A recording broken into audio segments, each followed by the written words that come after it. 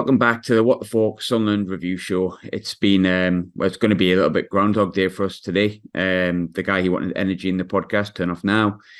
It's another away day, and it's ended in us having loads of possession, loads of nice football, loads of shots, and we've got beat 2 now to Plymouth. There's a couple of us to join. I think one's standard when we get beat, Dave Lawrence. Dave, I've just give probably the saddest intro ever. You'd think that like my budgie just died, but how are you? Are you all right?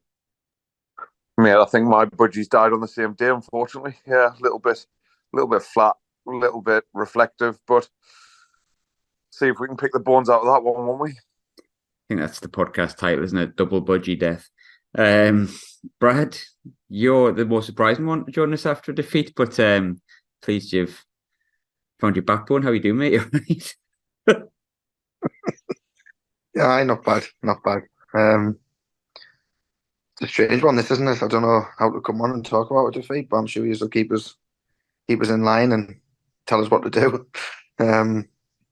Yeah, I'm all right. It's one of them things. You basically go, well, pass the ball loads, on our players, pretty good at football. No strikers. That's how the pod's going to go. So if you're not interested in hearing what you all know, and is all staring us blatantly in the face, then feel free to unsubscribe, not listen to us, don't even bother. It's up to you. I've kept my mantra since the start, and now I genuinely really mean it. But on a slightly serious note, Dave, I'll come to you. We got beat 2-0 at Plymouth. It's just after 9:30. As you can tell, I'm not like that fussed. I want to actually, you know what? I was going to ask how you're feeling, but just before I do, I think people have seen this because Ashley tweeted it. But we went to see a film because I was in a mood. So we went to see Thanksgiving, and like it started and it said it was in Plymouth, Massachusetts. And I was like, seriously? Like, does this film have to start with Plymouth? But it's still closer to Sunderland than Plymouth, UK.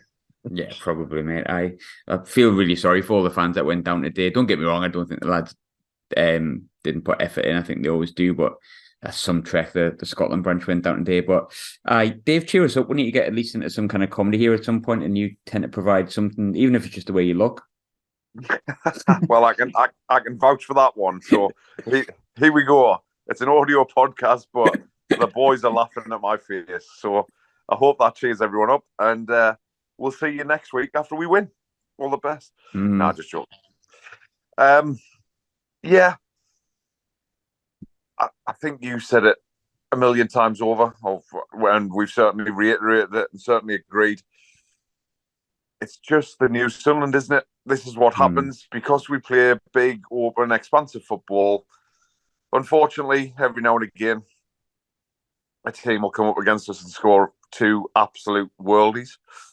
The first one's a great strike, and the second one's a lovely finish, to be fair. Excuse me.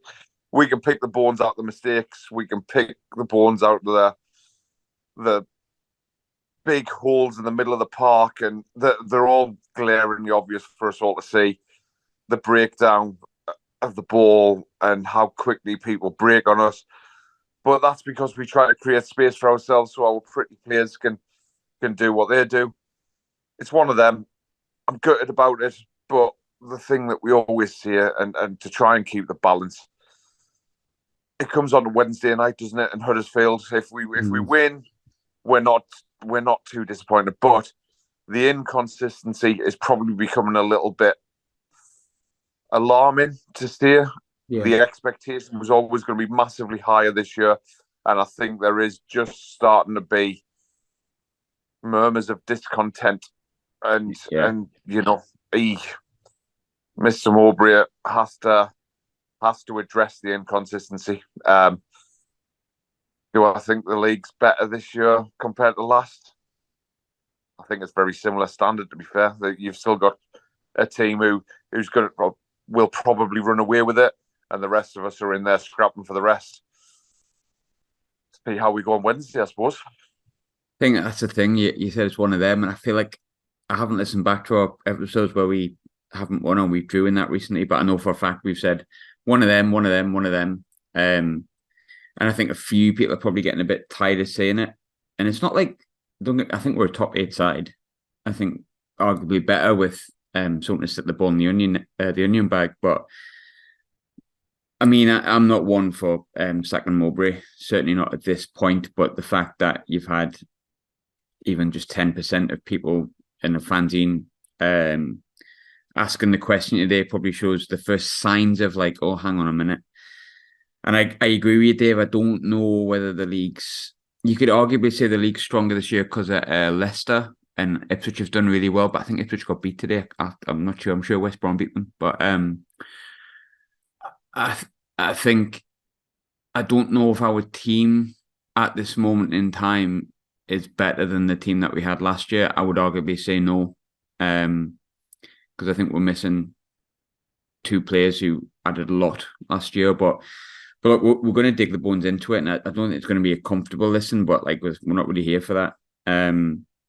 Brad, it's the third away game in a row without a goal. The Leicester game is included in that. Okay, fair enough. And we've just talked about Leicester running away with it, which I know has lost a couple recently, but they are going to run away with it. But how frustrating is that away form coming in? The fact that we seem to be like performing in terms of having possession chances. I mean, the stats today are a joke, actually, but we're getting out for it.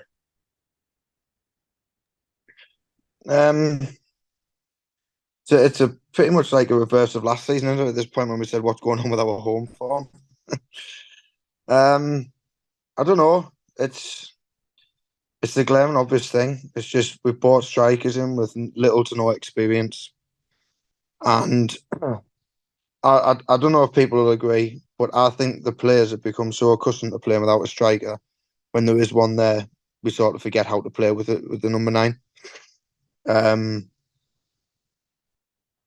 I think when you've said the last 3 away games, I think was the stat something like 65 shots and we haven't scored. That's alarming. That is alarming because I think out of them 65 shots, I think the strikers have only had 4, maybe it's 5. So the shot they're coming from all over. Like if a team has 60 odd shots, you expect just your number 9, your main man, to be having at least half of them. But I think it might be seeping into players now that they maybe don't trust the strikers that we've got up there. Mowbray said it in press conferences and things like that, that they're having to have drone footage to watch the training sessions back and explain to the strikers what they're doing wrong, and how to try and correct it. But look, I'm not by any means saying Mowbray out. Like a few people have said it, like you've just said, that there are murmurs of it already. But I am starting to become a little bit frustrated with it's the same thing over and over. I've put it on Twitter, X, whatever you want to call it these days, that it's the same shape and it's just the same substitutions each week. It seems like he's afraid to change it or he doesn't trust. Maybe he's just have a set of bollocks and think, right, you know what, it's not working. Let's just go for 2 up front or not have a striker and see if we can score goals from anywhere else. But yeah, it's just one of them things. Yeah, one of them things. I think that's probably going to be something we'll probably say a lot on this podcast. You touched on the away form there being the polar opposite to what last year was, and I think we all said, look, if we can sort out the home form, then the away form's so good. But look, the away form's not been great recently. But Dave, what do we put that down to? I mean, we've talked about strikers, and look, I think I'm going to go through some stats soon about the strikers and stuff like that, and shots on target and all that kind of stuff. But I just think when it comes to the home games, we're scoring like 3 in our last 2. And look, I know Norwich and Birmingham aren't in great form, but like we've looked pretty good at home. And in September, we scored, I think, 9 goals in the away games: 3 against Blackburn, 3 against Sheff Wed, 3 against QPR. So we can score goals. We have done it. So there must be more to why the form's just tailed off a bit away from home over the last month. Look, if you know the answer, you've got Tony Mowbray's job, but I'm here to ask questions. I guess, Dave, what do you think it is? It's got to be more than just the strikers, hasn't it?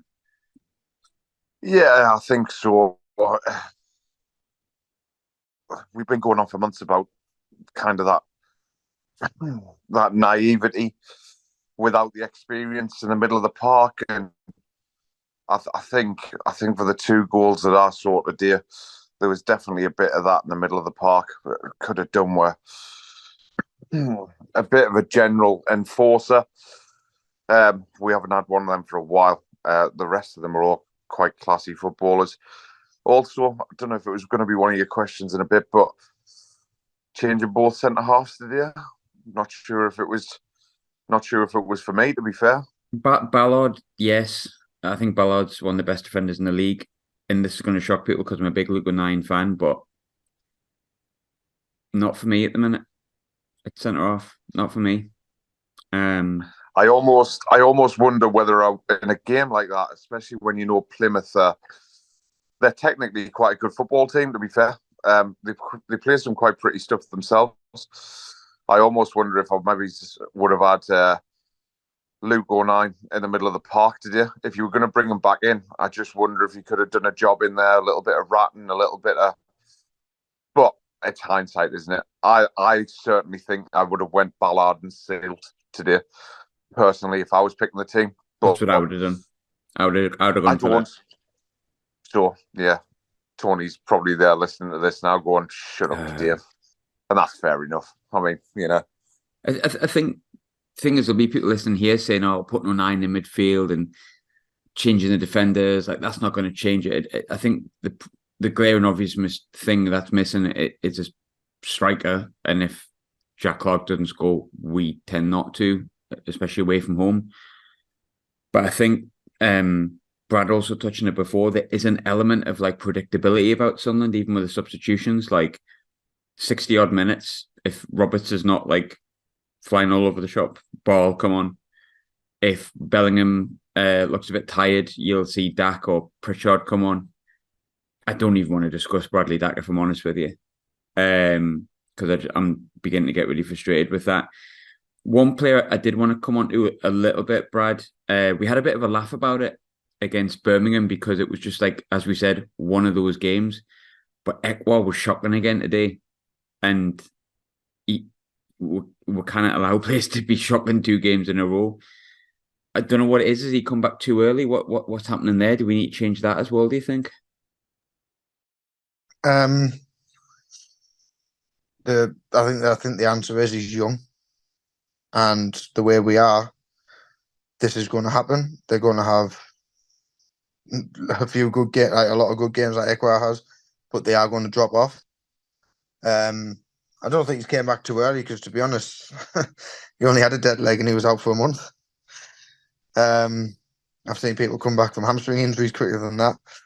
But yeah, he's ball retention.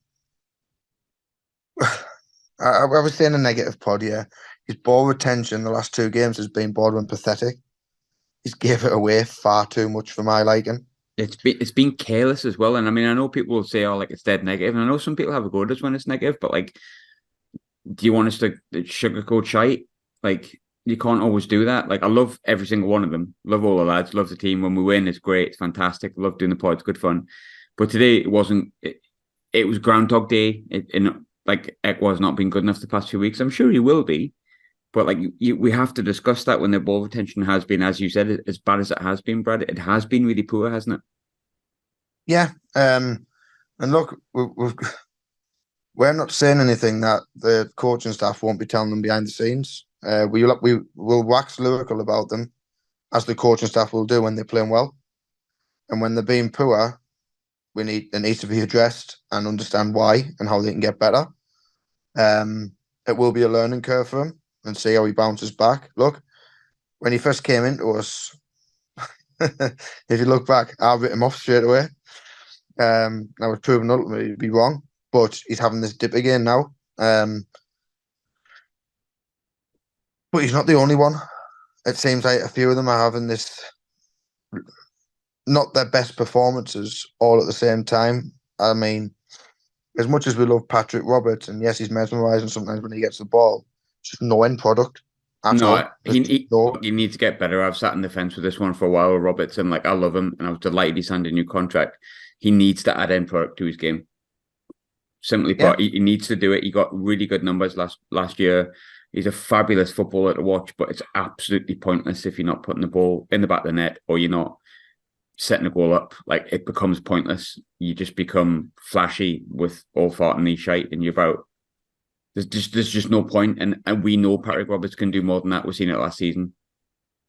Yeah, I wholeheartedly agree. But there's other players that we love, and we're not just saying it to dig them out. But I think, I mean, you see it's on Twitter or on videos that club posts. Trey Hume puts a good tackle in every game, but that's about it. You might put one or two good tackles into a little highlight reel, but I think he's been poor this season. I think he was good against Birmingham. Don't get me wrong, but on the whole this season he's dipped below the levels of last year. And I don't know if that's because last year was so unexpected and we've done so well. But some of the key performers for us aren't at the levels that are going to be expected of them if we want to be promotion chasing team. But look, again, if we came away today with a win, we'd have said that's a cracking performance because of the stats. It's just the fact that we've had that much possession, that many shots, and not being able to find a goal or two goals, and being done by two absolutely, well, one great strike, like Dave says, and another one who's a very neat finish. That it's a completely different story. It's no good having 66% of the ball if you're not going to do anything with it. And I think that's the team's stats. Some of Patrick Roberts, he has a lot of the ball, but not doing anything at the end of it. So it does need to be addressed. And look, that's the beauty of the Championship, Graham. We've got a game on Wednesday night, and it's a chance to put it right back in front of our home fans, which this season our home form is better. So, I mean, I'm not writing the lads off by any stretch, but it needs to be a lot better, and we need to be far more clinical, and it needs to happen now. Otherwise, it's fine at the minute because we're a point outside the playoffs and we're still in that pack. But if we're saying the same story in another 3, 4, 5 games, there might be a gap of 9, 12 points, and that's when it starts to become a bit of a problem before you go into the January window. Because if we're that far outside the playoffs going into January, and an offer comes in from Clark, his head's going to turn, especially to go to the Premier League because we'll be tailing off. So it needs addressing now. Yeah, 100%. I think it does, and I'm not writing any of the lads off at all. This team I've loved more than most in about a decade. And they're a really good bunch of young players that I never question their commitment or anything like that. And I think some of them are really, really wonderful footballers. But like, our ambition is to at least have a go at the playoffs. We kind of hope that maybe, push or shove, we could do more. And I don't think at the minute the consistency is there to do it. And look, finishing top 8, would it be a disaster? Don't think I'd be happy. But like, if we finished 8th, it's not a disaster. However, come the end of the season, if you finish 8th, you can wave goodbye to Jack Clark and all that, and you might get big money for some of them. You really might, but then you start a whole rebuilding process, and I don't think anyone really wants that. Like, and I think, we've got more in us than what we're shown at the minute.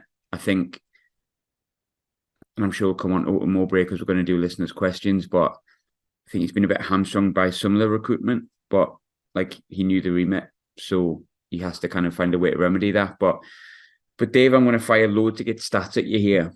I hate doing stats, but the Plymouth guy in the preview had me very inspired. He was really good, I thought, for stats. 49 shots on goal in the last 2 away games. Only 16 of them have hit the target. So creating the opportunity to shoot isn't necessarily the problem. Actually hitting the target is. The last striker to score a goal for Sunderland was Joe Geldhart against Huddersfield Town in April. It is a really obvious problem that we're struggling to score goals. I'll take out strikers from it because there's other players missing chances as well, not just strikers. But another game for Rusin, some minutes there for Mayenda, still no goals for the strikers. Between the 4 that we brought in, Rusin's played 287 minutes, no goals. Hamir's played 228 minutes, no goals. Burstow, who, if I'm completely honest, I forgot existed, played 490 minutes, no goals. Mayenda, fair enough, 61 minutes, no goals. I think all of them have shown flashes, especially like Rusin. And last week, I thought Mayenda was really, he looked really bright, looked really sharp. but our strikers aren't scoring goals, and we simply can't consider getting promoted if they don't score goals. Again, I'm throwing you a manager's question here, Dave, that if you know the answer to, you've got the job. But how do we fix it? Because we need to do something. Either they score or we have to find another way to score goals. Can we have a period of time, whether it's half an hour within a game, can we play with orthodox wingers? Is there any potential for that whatsoever? Because that might just bring the strikers into the game. And if we're not going to play with orthodox wingers, as we don't, Roberts, Clark, can we get into areas where the balls come back to the fullbacks and then the ball goes in the box, instead of realistically being one-dimensional and only creating chances from people cutting in, basically? Maybe. I don't know. I certainly don't see any harm with trying it. Do you think we miss Pritch? I think we miss Pritch because I think he's got some flaws, but for me, I don't know the stats, so I could be wrong, and fire them at me if you want. I just think we look a bit more creative when Pritch is on the pitch. Yeah, them little tight spaces in between the lines, in between the defence and the midfield, he's very good at exploiting. But again, I would imagine if you look through his highlight reel for Sunderland for however long he's been around, the ball is probably like inside the fullback for a winger to attack. So yeah, it's one of them. Listen, he's experienced. He's high quality. We love him. We know what he gives us on the ball, not so much off the ball. So yeah, I like Pritch off the ball. I think he actually takes us 10 yards up the pitch.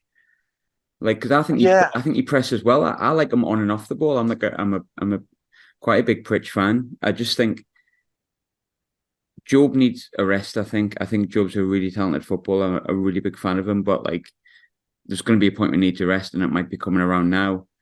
And look, I'm not a fan of Bradley Dack. I'm just not. Like, I'm not going to write him off, but what I've seen, I'm not. I don't really understand what he brings necessarily, but something needs to change, doesn't it? Like, I mean, even if it's put two up front, bring Pritch in the team, change things around a bit. Like, last season, we managed to score goals without a striker for a long, long time. There's no reason why we can't do it with a striker or sometimes without a striker. And I know people might point to the fact that I think we're fourth highest goal scorers in the league, but away from home, we're struggling to score a little bit.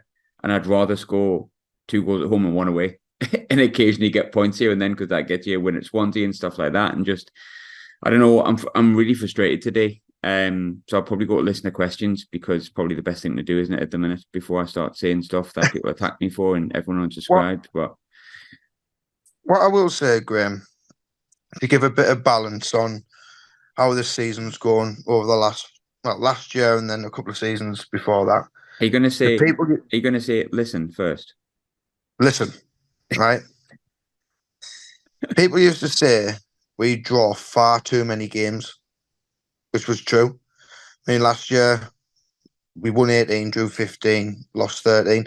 And people did say, look, if we can convert some of these draws into wins, and we lose some, look, we'll ultimately end up getting a few more points.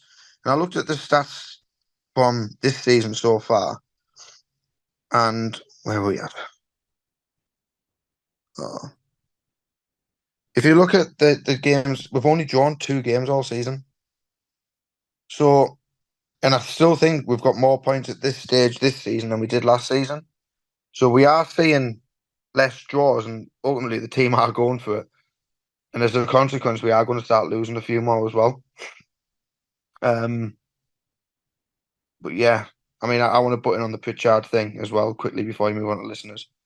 I can't understand for the life of me why that man isn't playing, because he's the experience that we need, and on his day, he's probably one of the best technical footballers that we've got, with an end product at times, whether that be just through assists. And I can't understand how he's not getting in the team, but Bradley Dack is. it's got to just be because of the sentimental love between Dak and Mowbray over the years. Because Pritchard, no doubt about it, is a better player than Bradley Dack, and that's fact. That's just fact. I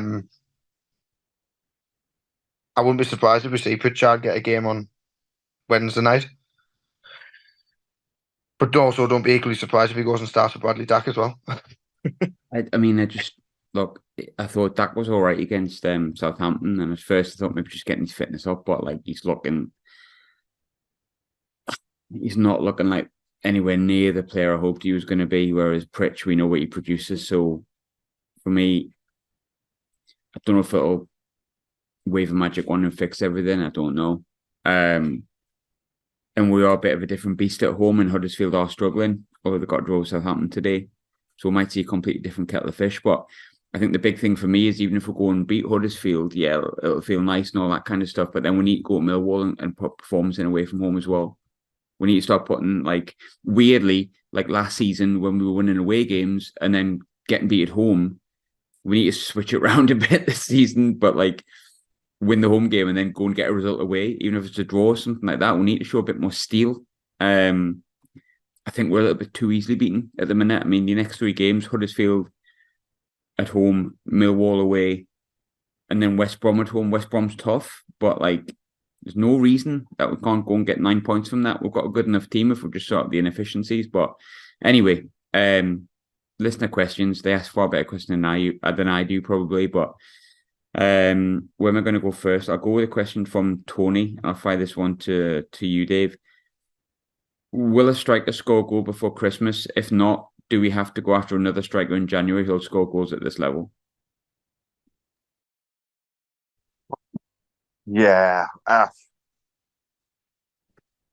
wish I'd answer it for Tony, but I don't think there's any chance of us going and getting another striker. I just can't see it happening whatsoever.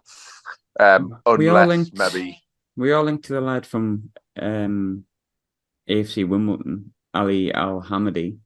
He's got twice again today. He's got 10 and 19 last season. He's got 8 and 16 this season, but he also we'll put pave to that. Fuck that, comes here, he'll get none in 24 games. So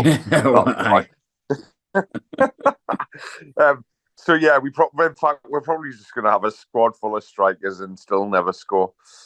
Of the strikers score anyway.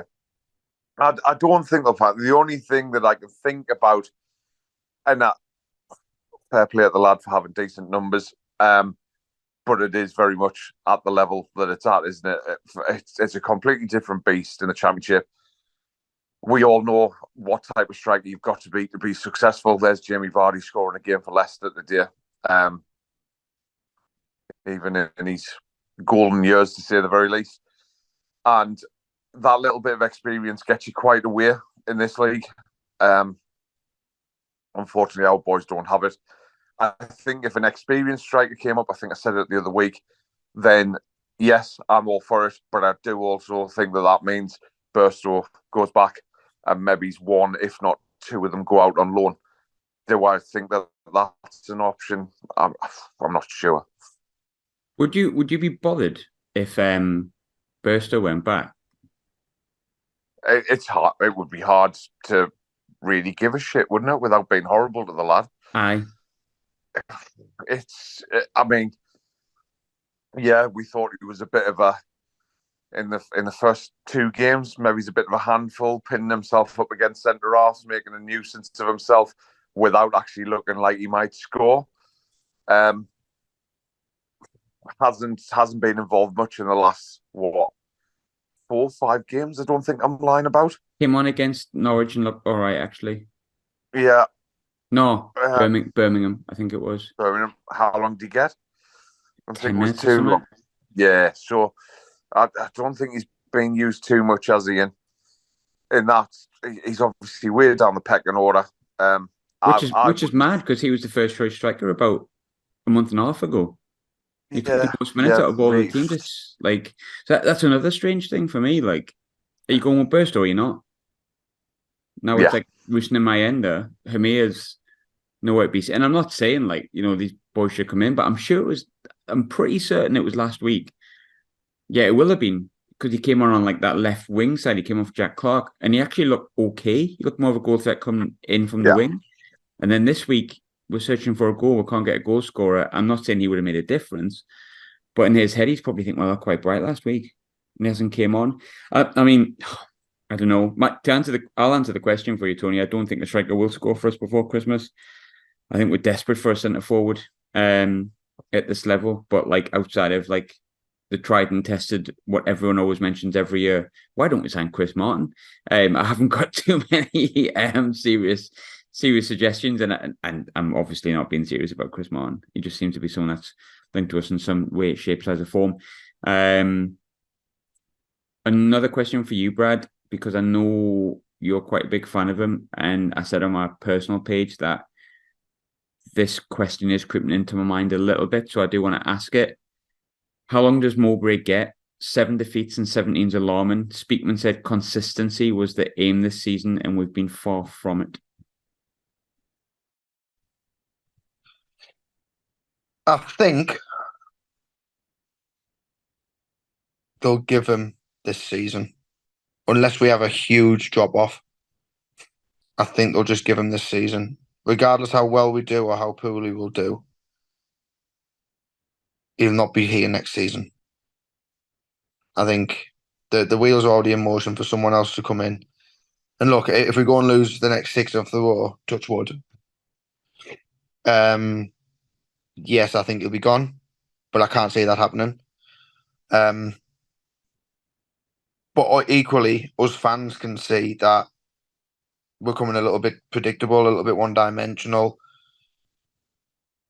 He needs to start taking a few risks, knowing that ultimately football is a results-driven business. He needs to start taking a few more risks and changing shape.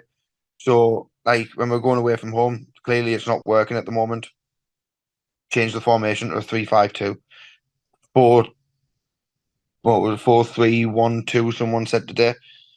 Just change it ever so slightly and see if it helps, because the home form's not too bad.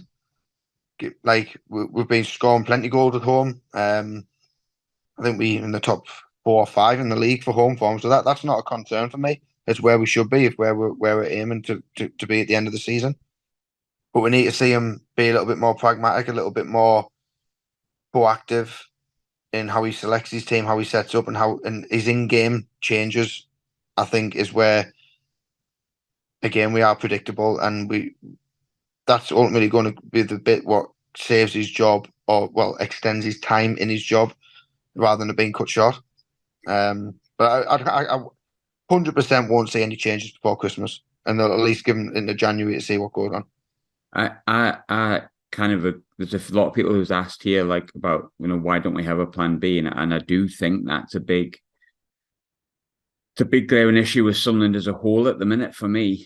We don't appear to know what to do if like playing the nice, admittedly good football that we play works. But I want to stick with you on one question, because we're talking about changes. This has been a question, another one from Tony. I know I've doubled up on questions from Tony, but they're both really good. My answer to this is yes, but would you drop Dan Neil deeper and push Ekwa further forward? Yes, but at this moment in time, I'd drop Dan Neil deeper and I would drop Pierre Ekwa and change it. I think that the title of this pod or subtitle could be change it, because I think that's like all I've said. But yeah, I think Dan Neil is good anywhere where you put him in midfield. I think so. And he's getting better and better with experience. I mean, you've got to think he's like one of the older men in the squad now, like the experienced head. 137, 138 games for Sunderland, like first team appearances, and he's only 21, 22-year-old. So I like Dan Neil, I really do, and I think it was glaringly obvious when he got sent off that we missed him. Yeah. And I would not be opposed to seeing him playing slightly deeper, and then maybe an Al-Shish. Again, we'll talk about Pritchard. Someone just to come in and play that little bit further forward. Is it too attacking to put Dan Neil in like the defensive midfield position and play Aushish and Pritchard and Clark and Roberts? Is that too attacking? Because I kind of, when I'm looking at the midfield, Bar's obviously now seen as a winger. I would agree that I'd play Ekwa for the forward, but I also agree that I'd probably drop him at the minute, which means Dan Neil drops deeper. And then you've only really got like Job, Aushish, and Pritchard. But I also think Job just needs maybe like, especially for a midweek game, just like sit him on the bench for a week and bring him back in next week. So that leaves you with mainly attacking forwards like Adil and Pritch. I wouldn't even put Job on the bench. I'd take him out because I know people are saying he needs a rest. Look, he's had 2 weeks off with the international break, but so has everyone. Mentally, he needs a rest from the match day squad just to take a back seat and watch it from afar, refresh, and then come back in. I wouldn't even put him in the match day squad on Wednesday, and that's not because he's a poor player. It's so we can make, yeah. You could bring O'Nien in as well into midfield, and I know, like, look, at the minute, I don't think O'Nien's on form either. You've even got the option with, like, if you really, really wanted to, the likes of Trey Human midfield, because you've got enough to cover this sort of those back four positions and not lose too much quality. But I just think there has to be something changed for Wednesday, doesn't there? Be it formation, be it like personnel, something needs freshening up. It feels a bit stale. Yeah. Look, I don't want to go too far over the top because it's been excellent this season to watch. Like, we've waxed lyrical about it pretty much all season. But it's a risk of now becoming, like you said, stale. It's like stagnating. You're risking stagnating what's happening. Because we know what the team's going to be. The opposition managers know what the teams are going to be. And they're just going to set up to counteract that. And the more it keeps going on without a little change, it's going to fizzle away. So if he makes a couple of these big changes, pulls Echo out, pulls Job out, changes a little bit of the shape, teams will then be thinking, whoa, what we're going to do with these? And it might just breathe a fresh bit of life into us. And then it also makes Ekwa have a kick up his own ass to say, whoa, I need to fight and get myself back in here, because we knew he was going to come straight back into this team as soon as he wasn't injured anymore. So mentally, he knows he's coming back in, so he doesn't need to try that extra 5-6%. Got one more question. We normally do the serious questions, but I did say I'd answer this one, and then we'll let you go. One word answer. What do you prefer with sticky toffee pudding? Custard, ice cream, or just cream? I'll give that one to you first, Dave, because you're the chef. Cream. Brad? Custard. Ice cream? Let us know who's right. Yeah, let us know who's right. Like, be positive. Don't subscribe. Don't do it. You don't want to do it. Not this week. Do it next week. Dave, Brad, thanks for joining. You're welcome. Pleasure.